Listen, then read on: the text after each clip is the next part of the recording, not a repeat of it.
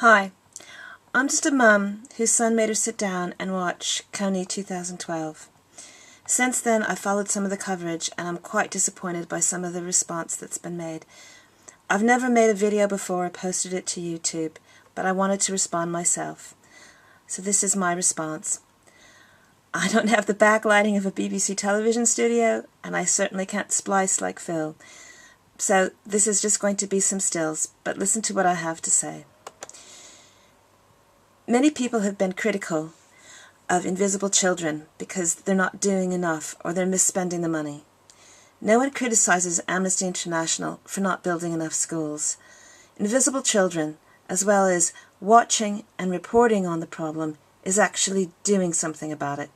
Rather than criticizing them, they should be applauded.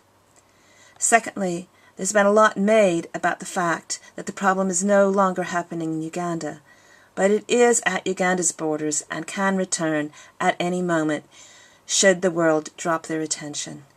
Uganda is the most stable country in the region and the only one able to effectively respond. If anyone watches the video closely, they'll see that this is clearly visually depicted several times. The fact that Kony no longer operates in Uganda but has moved to the north and the west, where it is now more convenient to operate. Thirdly, there's been a lot made about how this is just something that's going to make white college kids feel good about themselves. If anyone watches the video, the takeaway message is not to feel good about yourself. It's the story of one man who responded to Jacob as if he was a family member and made him a promise 10 years ago. A lot of the man's family features in the video precisely because he's trying to make this link. This isn't about reinforcing a colonial situation where there's a big power imbalance between America and Africa. It's about bridging that difference. No one should consider themselves too white to do something about this. Therefore, I'm issuing 2 challenges.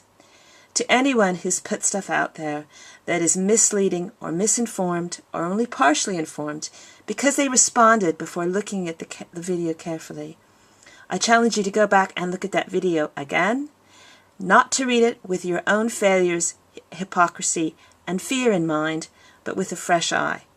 And if you feel you've made mistakes, publicly apologize and do what you can to redress the damage you've done.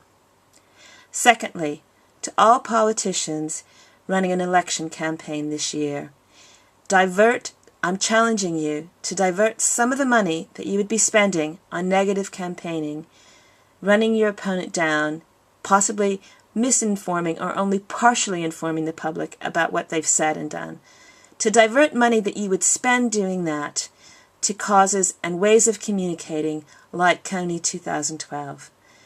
One respondent said, "Yes, stop Kony, but don't stop asking questions." More questions can be asked and better responses can be made, but no one should be looking for excuses to sit back and do nothing. And unfortunately, that is exactly what a lot of people have done.